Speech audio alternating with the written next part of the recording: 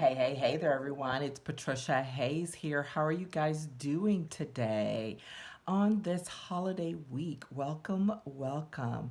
So, as a gift to you all, while I may not be coming live today, I am offering up this coffee chat today, recorded, because I wanted to make sure that we finished our conversation on personal growth and development for this month. And I want to make sure that we completed that series because these last two topics, I think, are really important for each and every one of us to engage in. So, before we get started, I want to make sure I introduce myself for anyone who's joining us for the first time. Again, my name is Patricia Hayes. I'm an executive advisor, a career empowerment coach, and authentic networking strategist. And I make sure to focus on helping professionals who are ready to uplevel their lives and their careers and to do it in a manner that's true to their core values and beliefs. And that means we're addressing a whole bunch of issues, right? Not just the tactical and the strategic, but also the inside work. We do the mindset work. We're doing the let's check our own temperature type of work as well. And this month we've been focusing on that check your own temperature kind of work as we talk about personal development and personal growth. Those things that have to happen not just because they're important to our job per se, but they're important to us as persons, as people who are living and walking amongst others each and every day. And so we've spent some time previously in our previous conversations and talking about self care and the importance of self care. That's always a topic for discussion throughout the year, but wanted to make sure we focus in on that this month. And then we've also talked about accountability and how important self accountability is, and or seeking out others who we can be held accountable to. And so this week we are talking about grace and gratitude and how important that is. Man, I just can't. Uh, I can't get enough out of the fact of talking about how important it is to extend grace and gratitude. And before I forget, we forgot one week, we also talked about a self care routine. So we talked about the importance of self care, but we also talked about what it means to actually put a routine in place. All right. And so now, like I said, this week we're talking about grace and gratitude. And what do I mean by that? Well, here's that thing, because it can get very much where people are thinking about, oh, in the spiritual realm, but it is a very much something that you have to do the inside work on, right? And it is something that we all need some help with on a personal level. And when I think of grace, I'm thinking of grace from the terms of it means when you've been extended something, relief, from a situation that you don't really deserve, right? So that's a simplistic way of when you're just like, you know what, just give yourself a moment. Don't be so hard. And that's when we're talking about, giving others grace and giving yourself grace, which is super important. And then gratitude, which is that simple, not so simple, but remembering to be thankful and grateful for those things that we have, because it lays the groundwork for how we can appreciate those things that are to come. And that's a whole other mouthful, right? So both of those things are things that we can talk about at length at any given time. And so we're just going to touch on them quickly here so that you can get a taste of it and think about it as you're moving forward into the next season of your life and the next year. So when we're talking about grace, one of those, two things we're always thinking about, right? We're either extending grace or receiving grace.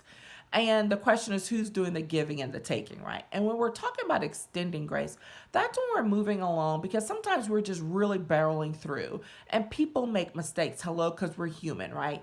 People make mistakes, organizations make mistakes, and things like that. And yes, there are consequences for those things. Always. There's always some consequence.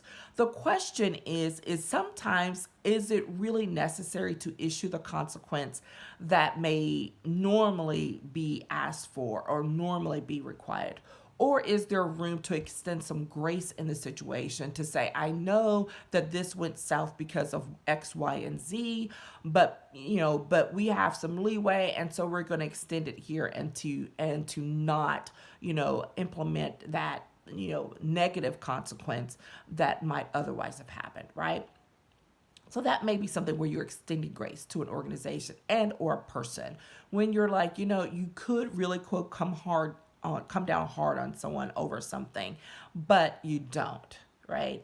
And the flip is true as well when we're talking about receiving grace. So being the recipient of grace from someone else, because it is an action, you do have to allow someone to extend that grace to you and to receive it, as well as to give ourselves grace, because that is something we're really hard pressed to do at times, because especially if we're ripping and running, if we're type A's like I am, and you're just like, oh man, you're just beating yourself up over something. Guess what? We've been living in a pandemic, y'all. We've been working from home. We've been schooling children from home. We've been doing all kinds of things in ways that we would not normally do them. So if things don't go quote perfectly, and I'm not a fan of using that word perfect, because perfection is a fantasy. But even if we don't perform to the best of our ability, let's say, or if something goes wrong that wasn't expected, whatever, these are the times to extend that grace. These are the times to say, you know what? It's okay. It may not have gone the way we wanted it to do, but it's okay. We'll move past it. We can move past it. And this is an important element of grace, both to give and to receive, is the willingness to acknowledge that, number one, there was a problem, that something did not go the way it was supposed to. But secondly, we're going to move past it. We're going to move ahead, even in spite of the negative that happened, right? And to do it without passing judgment or holding it over someone. That's really the key. That is really the key. And guess what? I think that it is even harder to extend grace when we're not willing to receive it for ourselves, when we're not willing to accept grace or to even extend ourself grace in a situation.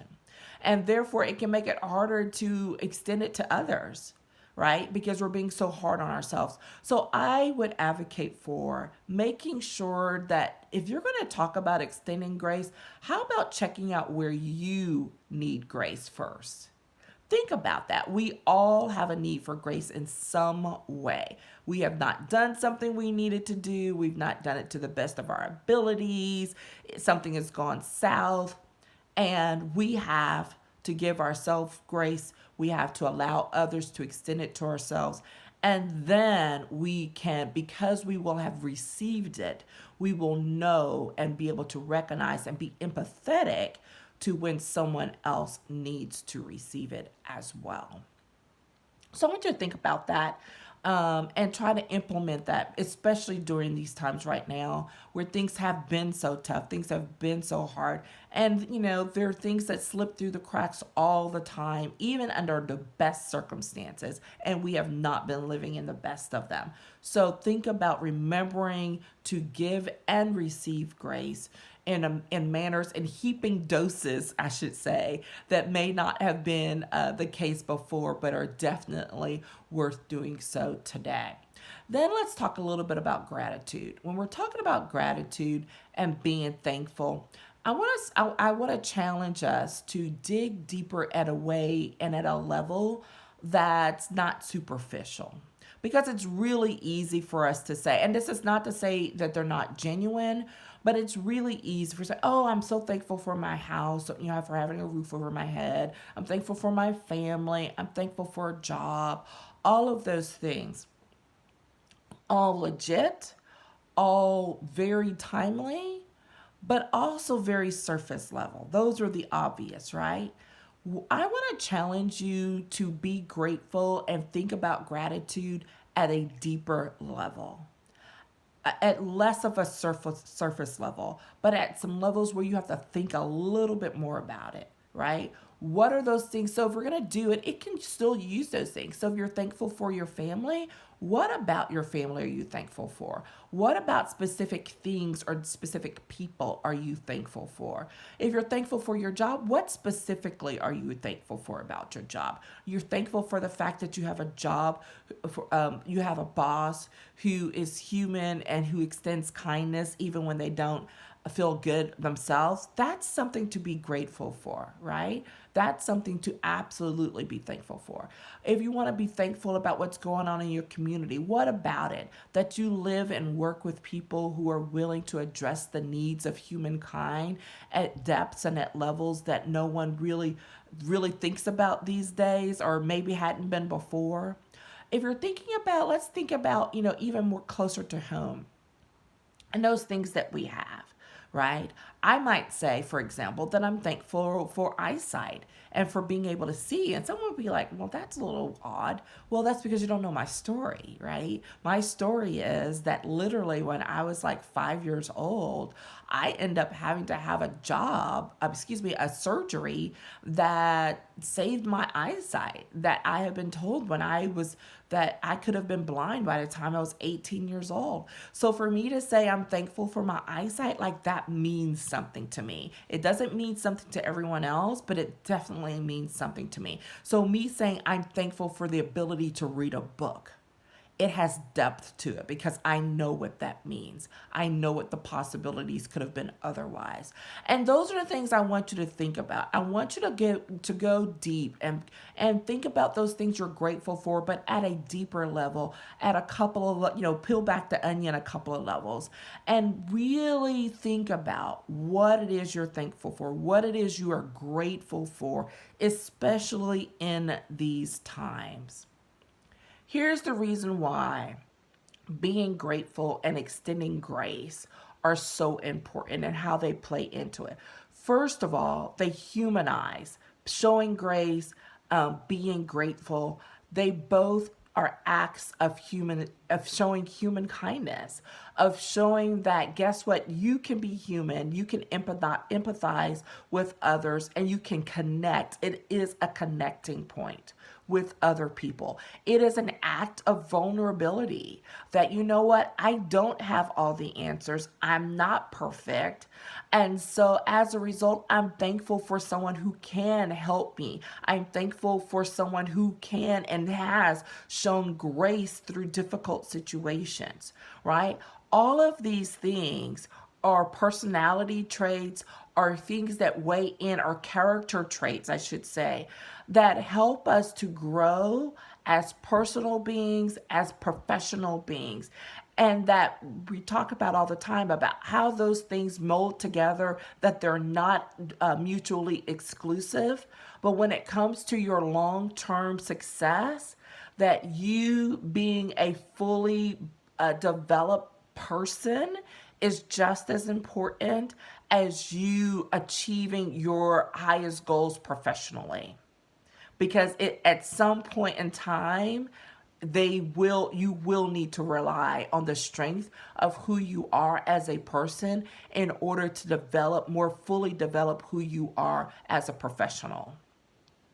All right. So that's why we spent some time on these things about making sure that we take care of ourselves, about making sure that we establish a self-care routine, about making sure that we make sure that we are accountable to ourselves and others for our behaviors, for our actions, for the things we do, and that we extend grace, that we are grateful, that we show gratitude.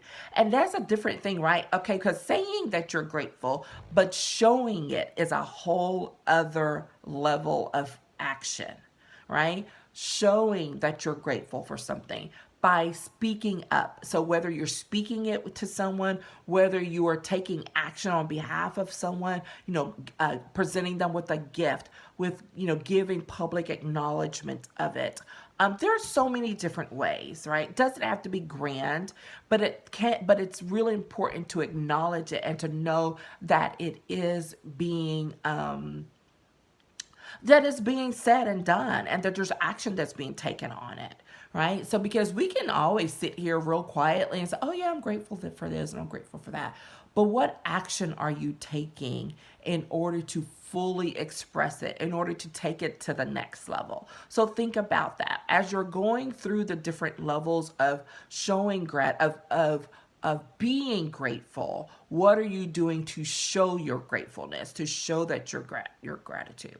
Some years ago, I got this idea from Darren Hardy, who is a business mentor and productivity expert, kind of mentor coach person that I followed for years, years, and years. And there are lots of great things that I learned from him.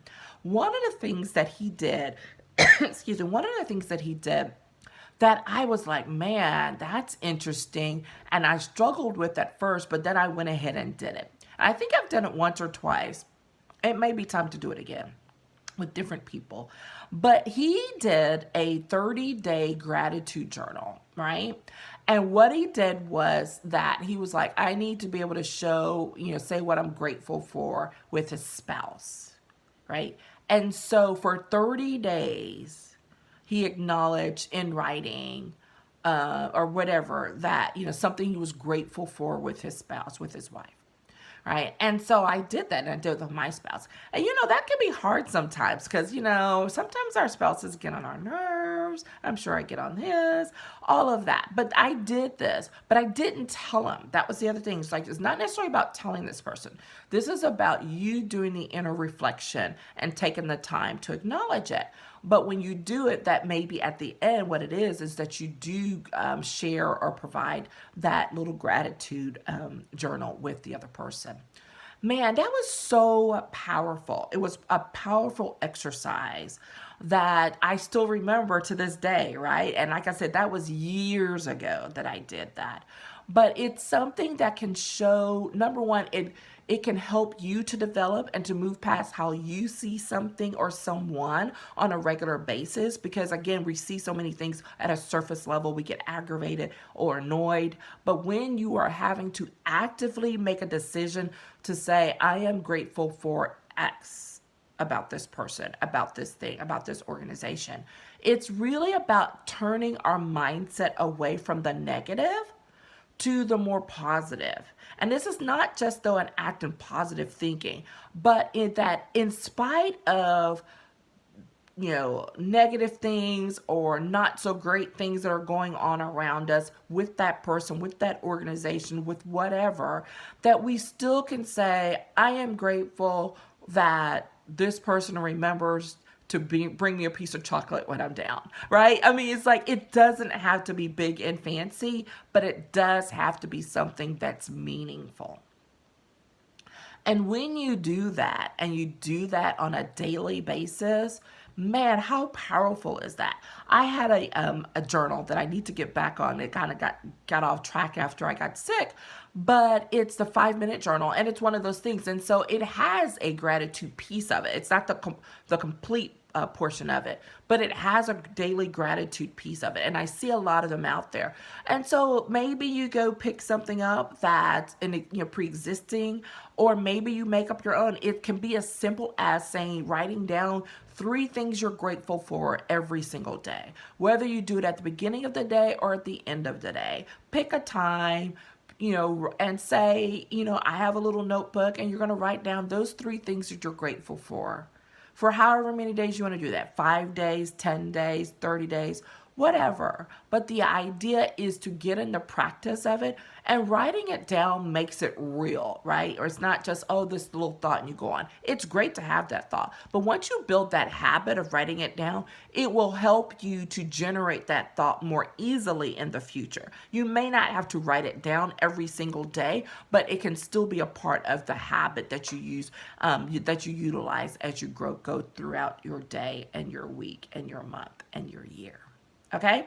So as we come to the end of a month and of a year, I highly recommend that regardless of what time of year it is, that you do engage in acts of gratitude and grace. And Do it so that you can extend it as well. Be willing to be a recipient, be an open recipient of it, but also so that you can be a better giver of it. All right? That's it. That's what we're talking about today. Grace and gratitude at the end of this here year. And I extend a happy holidays and a Merry Christmas to every one of you. I hope you have a fantastic week. And I look forward to following up with you in the new year. Take care, everyone. Bye bye.